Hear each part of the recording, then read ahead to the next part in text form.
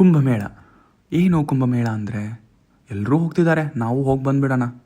ಗಂಗೆನಲ್ಲಿ ಮುಳುಗೆದ್ಬಿಟ್ರೆ ನಮ್ಮ ಪಾಪ ಎಲ್ಲ ತೊಳ್ಕೊಂಡಂಗೆ ಆಗ್ಬಿಡುತ್ತೆ ಅಲ್ವಾ. ಹೋಗಿ ಬಂದುಬಿಡೋಣ ಬನ್ನಿ ಅಂತ ಅಂದ್ಕೊಂಡ್ರೆ ದಯವಿಟ್ಟು ಇದು ನಿಜ ಅಲ್ಲ.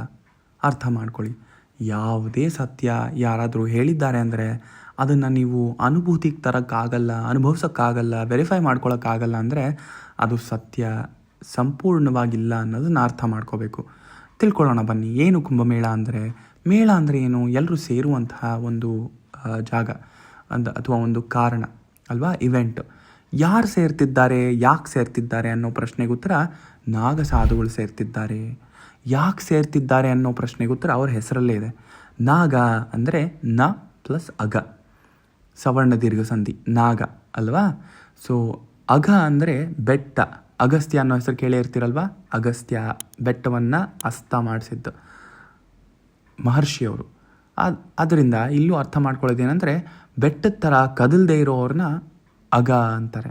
ನ ಪ್ಲಸ್ ಅಗ, ನಾಗ ಅಂದರೆ ಕದಲ್ದೇ ಇರೋಕ್ಕಾಗದೇ ಇರುವಂಥವ್ರು ಅಥವಾ ಯಾವಾಗಲೂ ಕದಲ್ತಾ ಇರುವಂಥವ್ರು, ಯಾವಾಗಲೂ ಮೂವ್ ಆಗ್ತಿರುವಂಥವ್ರನ್ನ ನಾಗ ಅಂತಾರೆ. ಸರ್ಪ ಅಂದರೂ ಅದೇ ಅರ್ಥ ಬರುತ್ತೆ. ನಾಗ, ಸರ್ಪ ಇವೆಲ್ಲ ಒಂದೇ ಅಲ್ವಾ. ಅರ್ಥ ಆಗ್ತಿದೆಯಾ? ಸಾಧು ಅಂದರೆ ಯಾರು? ಸದ್ಗುಣಗಳಿಂದ ಕೂಡಿದ ಒಂದು ಮನುಷ್ಯನನ್ನು ಸಾಧು ಅಂತಾರೆ. ನಾಗ ಸಾಧು ಅಂದರೆ ಈಗ ನಮ್ಗೆ ಅರ್ಥ ಆಯಿತು. ಎಲ್ಲ ಕಡೆ ಓಡಾಡ್ತಾ ಧರ್ಮ ರಕ್ಷಣೆ ಮಾಡ್ತಾ, ಜ್ಞಾನಾರ್ಜನೆ ಮಾಡ್ತಾ, ಜ್ಞಾನವನ್ನು ಹಂಚ್ತಾ ಓಡಾಡುವಂಥವ್ರು ನಾಗಸಾಧುಗಳು. ಎಲ್ಲಿ ಧರ್ಮ ರಕ್ಷಣೆ ಮಾಡಬೇಕೋ ಅಲ್ಲಿ ದುಷ್ಟ ಶಿಕ್ಷಣೆನೂ ಮಾಡೋದಕ್ಕೆ ತಾಕತ್ತಿರುವಂತಹ, ಒಂದು ಜ್ಞಾನ ಇರುವಂತಹ, ಶಕ್ತಿ ಇರುವಂತಹ ಒಂದು ಸಾಧುಗಳಿವರು. ಇವರು ಹಿಂದಕ್ಕೆ ಯಾಕೆ ಬರಬೇಕು ಅಂದರೆ, ನಾವು ಸಹ ದಿನ ಎಲ್ಲೋ ಹೋಗ್ತೀವಿ ಮತ್ತು ಹಿಂದಕ್ಕೆ ಮನೆಗೆ ಬರ್ತೀವಿ. ಯಾಕೆ ಅಂದರೆ ಮನೆಗೆ ಬಂದು ಮನೆಯವ್ರ ಜೊತೆ ಸೇರಿದಾಗ ನಮಗೆ ಯೂನಿಟಿ ಅಥವಾ ಶಕ್ತಿ, ಏಕತೆ ಅನ್ನೋ ಒಂದು ಮನೋಭಾವದಿಂದ ಶಕ್ತಿಯ ಅನುಭವ ಆಗುತ್ತೆ. ಆ ಶಕ್ತಿಯ ಅನುಭವ ಆಗಲಿ ಅಂತಲೇ ಇವರೆಲ್ಲ ಹಿಂದಕ್ಕೆ ಬರಬೇಕು ಅನ್ನೋ ಒಂದು ನಿಯಮನಿಟ್ಟಿದ್ರು. ಆದರೆ ಹೇಗೆ ಒಂದು ಜಾಗಕ್ಕೆ, ಒಂದು ಸಮಯಕ್ಕೆ ಬರೋಕ್ಕೆ ಸಾಧ್ಯ ಆಯಿತು ಅಂದರೆ, ಇವರು ಗ್ರಹಗಳ ಹಾಗೂ ನಕ್ಷತ್ರಗಳ ಮೂಲಕ ಅವರ ಪೊಸಿಷನ್ ಪ್ರಕಾರ ಅರ್ಥ ಮಾಡಿಕೊಂಡು, ಗಣಿತದ ಮೂಲಕ ತುಂಬ ಜ್ಞಾನ ಮುಂದುವರೆದಿತ್ತು ಇವರು. ಗಣಿತದ ಜ್ಞಾನ ಸಮಯಕ್ಕೆ ತಕ್ಕಂತೆ ಕರೆಕ್ಟಾಗಿ ಹಿಂದಕ್ಕೆ ಬಂದುಬಿಡೋರು ಅಲ್ವಾ. ಬಂದು ಇಲ್ಲಿ ತಾವು ಕಲ್ತಿದ್ದ ಜ್ಞಾನನ ಇನ್ನೊಬ್ಬರ ಜೊತೆ ಹಂಚ್ಕೊಂಡು, ಅವರು ಕಲ್ತಿದ್ದ ಜ್ಞಾನನ ತಾವು ಕಲ್ತ್ಕೊಂಡು, ಜ್ಞಾನಾರ್ಜನೆ ಮುಗಿಸ್ಕೊಂಡು, ತಮ್ಮ ಜ್ಞಾನದ ಅರಿವಿನ ವ್ಯಾಲಿಡೇಷನ್ ಸಹ ಸರಿ ಇದೆಯಾ ಇಲ್ವಾ ಅನ್ನೋದನ್ನು ಅರ್ಥ ಮಾಡ್ಕೊಳ್ತಿದ್ರು.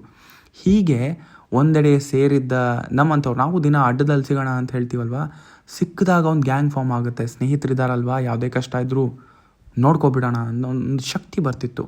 ಅದೇ ರೀತಿ ಇವರು ಮೀಟ್ ಆದಾಗ ಒಂದು ಶಕ್ತಿ ಬರ್ತಿತ್ತು. ಅವ್ರ ಜ್ಞಾನದ ಎಕ್ಸ್ಚೇಂಜ್ ಸಹ ಆಗ್ತಿತ್ತು. ಸೊ ವಿತರಣೆ ಆಗ್ತಿತ್ತು. ಈ ಎರಡೂ ಕಾರಣಕ್ಕಾಗಿ ಕುಂಭಮೇಳ ಅನ್ನೋದನ್ನು ಸ್ಥಾಪನೆ ಮಾಡಲಾಯಿತು.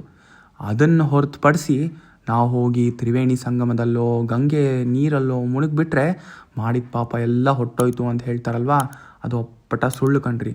ನೀವೇ ಹೇಳಿ, ಗಂಗೆಯಿಂದ ಆಚೆ ನಿಂತ್ಕೊಂಡು ಪಕ್ಕದಲ್ಲಿರೋ ಒಂದು ಕಪ್ಪಾಳ ಕೇಳೋದೊಂದು ಬಿಟ್ಬಿಟ್ಟು ಗಂಗೆಯಲ್ಲಿ ಮುಳುಗೆದ್ಬಿಟ್ರೆ ಅವನು ಕೋಪ ಕಡಿಮೆ ಆಗುತ್ತಾ ಹೊಡೆಸ್ಕೊಂಡವನಿಗೆ, ಅಥವಾ ಹೊಡೆದವನು ನಮಗೆ ಪಶ್ಚಾತ್ತಾಪ ಆಗುತ್ತಾ, ಬೇಜಾರು ಕಡಿಮೆ ಆಗುತ್ತಾ? ಎರಡೂ ಆಗಲ್ಲ. ನಮ್ಮ ಪಾಪಗಳನ್ನು ನಾವು ತೊಳ್ಕೋಬೇಕು ಅಂದರೆ ಅದಕ್ಕಿರೋದು ಒಂದೇ ಒಂದು ದಾರಿ, ಕ್ಲೆನ್ಸಿಂಗ್, ಇಂಟರ್ನಲ್ ಕ್ಲೆನ್ಸಿಂಗ್, ಪಶ್ಚಾತ್ತಾಪ. ನಾವು ಅದನ್ನು ತೊಳ್ಕೋಬೋದು ಆ ರೀತಿಯಲ್ಲಿ. ಅದನ್ನು ಹೊರತುಪಡಿಸಿ ಎಲ್ಲಾದರೂ ಮುಳುಗಿದ್ರೆ ಹೋಗುತ್ತೆ ಅನ್ನೋದು ಸುಳ್ಳು. ದಯವಿಟ್ಟು ಈ ಸತ್ಯಗಳನ್ನು ನಾವು ಅರ್ಥಕೋಬೇಕು ಅನ್ನೋದು ನನ್ನ ವಿನಂತಿ. Thank you.